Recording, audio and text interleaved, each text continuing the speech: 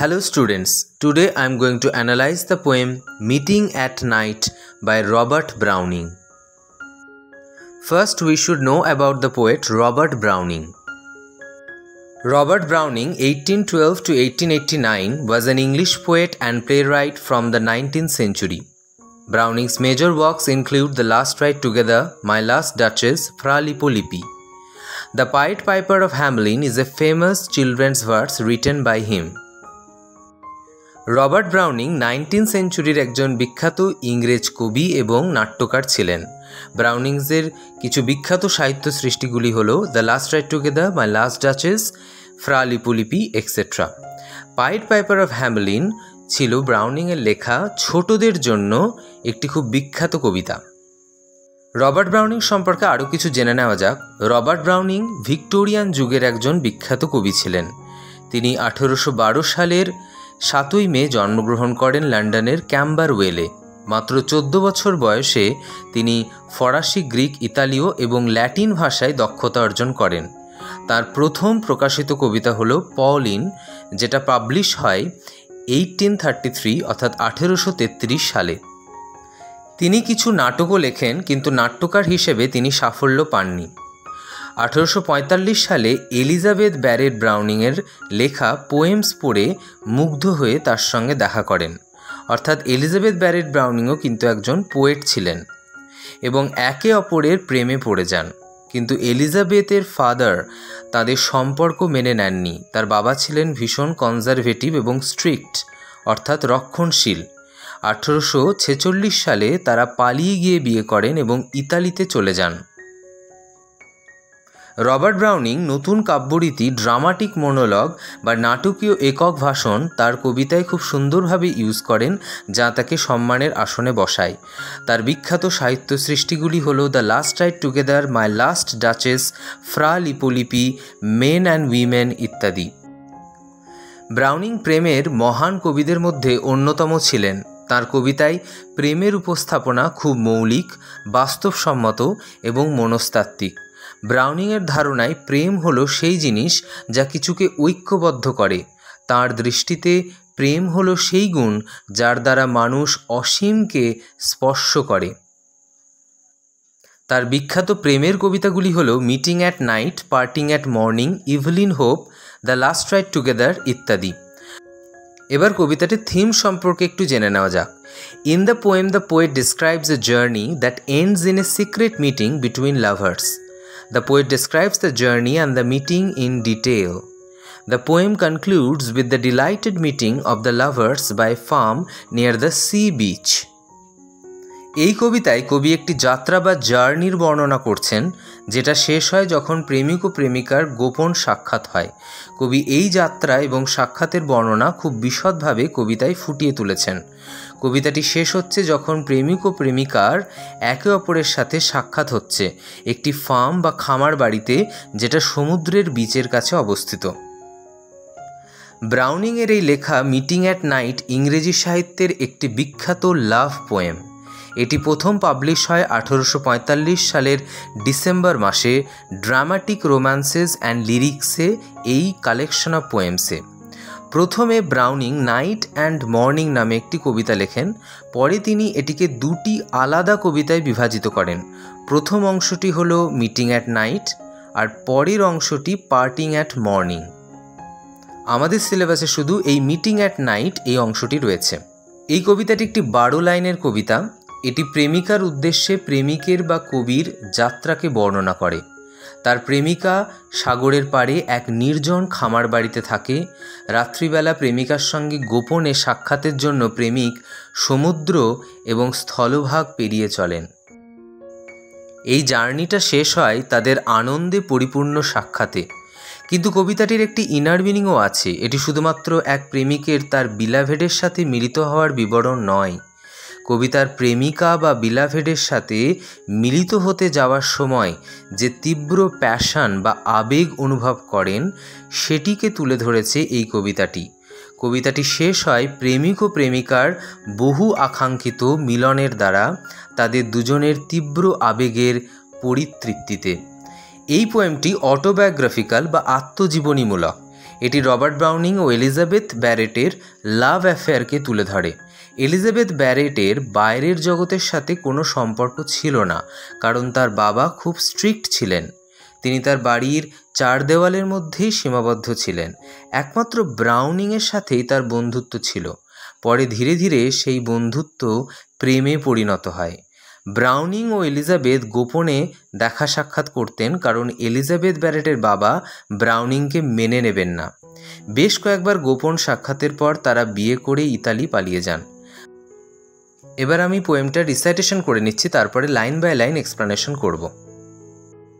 The grey sea and the long black land, and the yellow half moon large and low, and the startled little waves that leap in fiery ringlets from their sleep, as I gain the cove with pushing prow, and quench its speed in the slushy sand.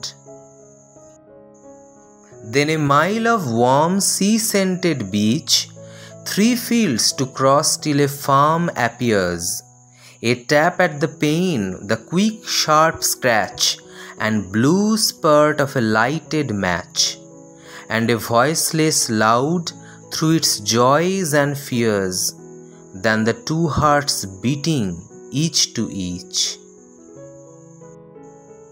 The grey sea and the long black land, and the yellow half moon large and low. পোয়েমের first স্ট্যান্ডায় poet বা narrator তার প্রেমিকার সাথে বা বিলাভেডের সাথে মিলনের অভিপ্রায়ে জার্নির প্রথম অংশটা বর্ণনা করেছেন। তিনি সমুদ্রে সন্ধ্যাবেলায় একটি নৌকা নিয়ে তার জার্নি শুরু করেছেন।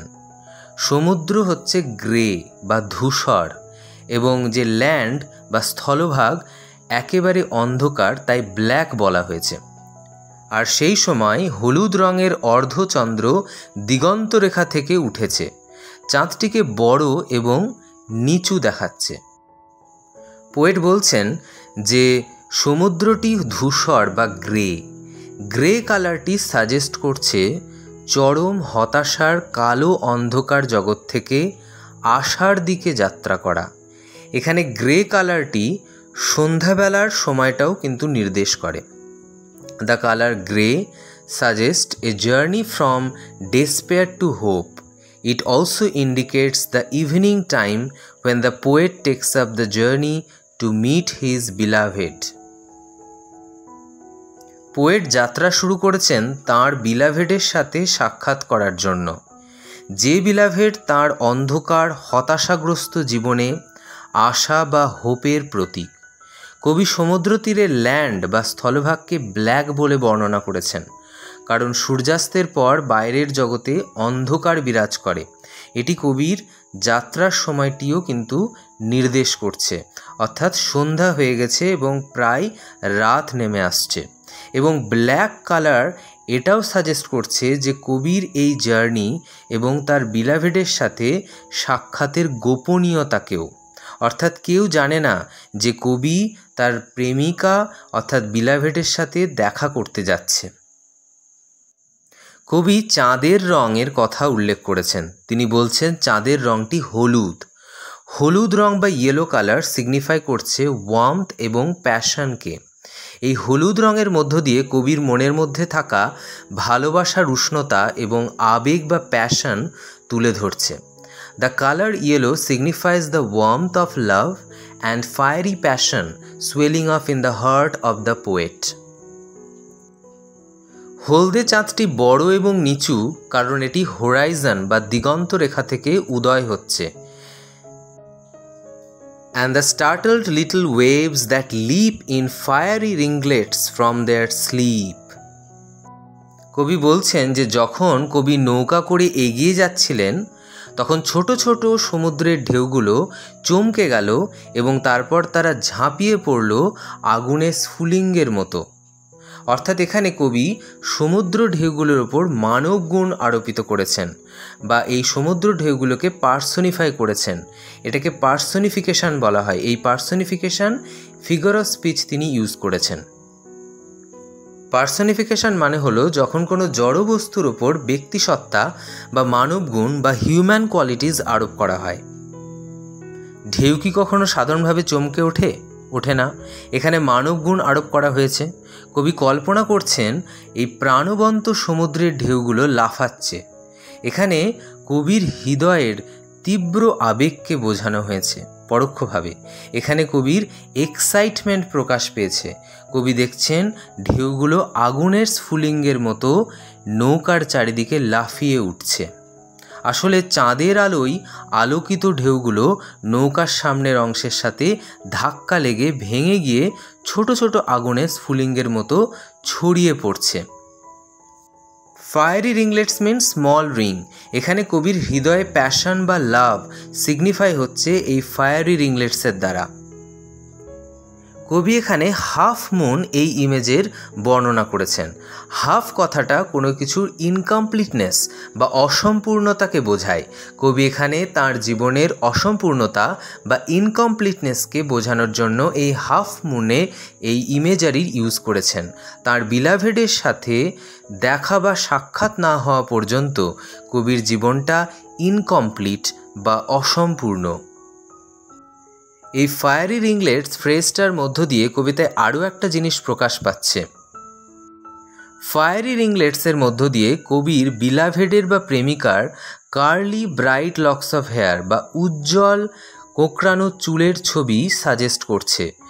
কবি যতই তার বিলাভেডের দিকে এগিয়ে যাচ্ছে বা তার ডেস্টিনেশনের দিকে এগিয়ে যাচ্ছে, তার মনের মধ্যে তার বিলাভেডের বা প্রেমিকার যে মুখচ্ছবি বা ফেস ভেসে উঠছে। তিনি দেখতে পাচ্ছেন তার বিলাভেডের মুখকে ঘিরে অজস্র উজ্জ্বল চুলের রাশি, যা তার বিলাভেডকে আরও বেশি সুন্দর করে তুলেছে, তার বিলাভেডের সৌন্দর্যকে আরও বাড়িয়ে তুলেছে। In fiery ringlets from that sleep, এই যে ফ্রম দ্যাট স্লিপ, এখানে অ্যাকচুয়ালি কবি কল্পনা করছেন যে ঢেউগুলোকে ঘুম থেকে জাগানো হয়েছে এবং তাদেরকে এখন প্রাণবন্ত চঞ্চল দেখাচ্ছে। As I gain the cove with pushing prow and quench its speed in the slushy sand. কবি বলছেন যে তিনি তীরে পৌঁছেছেন। কোভ মিন্স ন্যারো কেভ বা খাঁড়ি অঞ্চল। কবি নৌকা নিয়ে ধীরে ধীরে সমুদ্রের তটে পৌঁছালেন। Pro means the front of a boat, অর্থাৎ নৌকার সামনের অংশটাকে প্রো বলা হয়।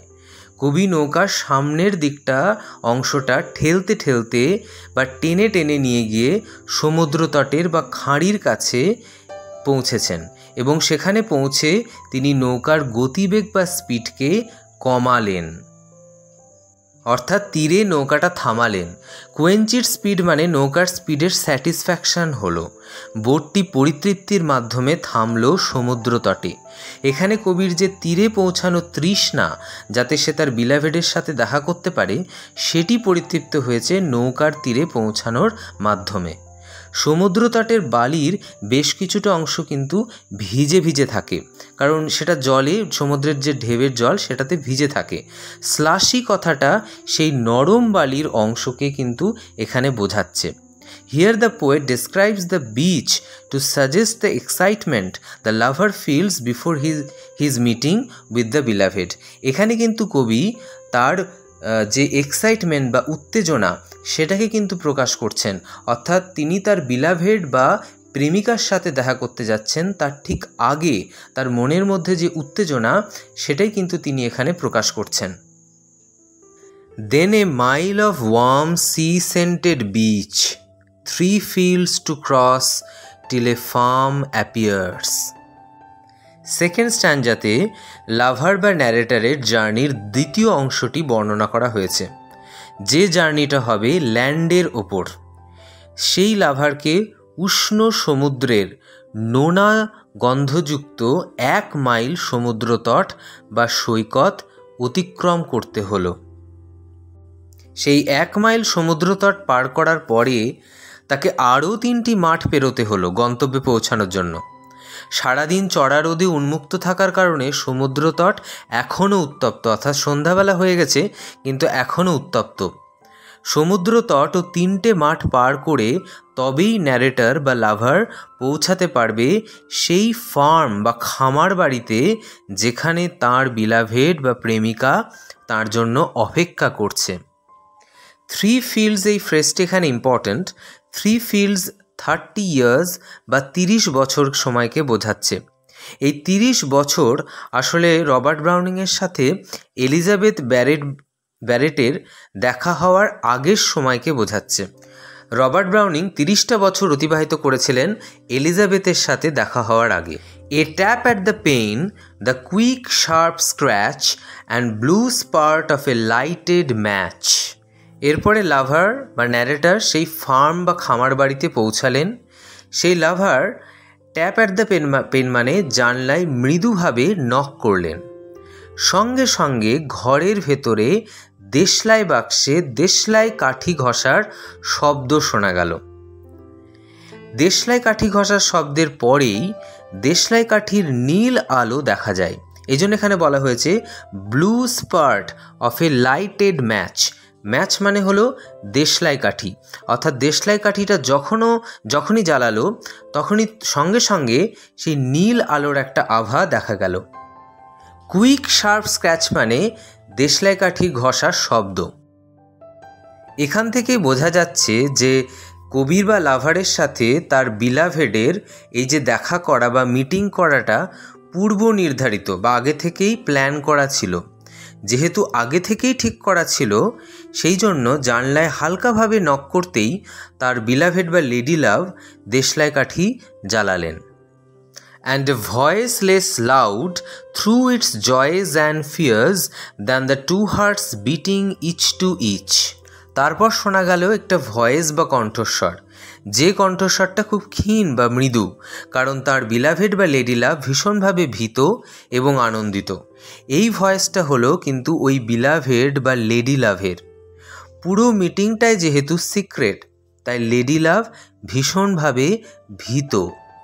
আর এই ভয়েসটি আনন্দিত, কারণ তার লাভারের সাথে দেখা হওয়ার জন্য সে আনন্দিত, তার বিলাভেড বা লেডি লাভ। এই জন্য এখানে এই লাইনটি ইউজ করা হয়েছে, through its joys and fears, অর্থাৎ আনন্দিত আবার কিন্তু ভীত।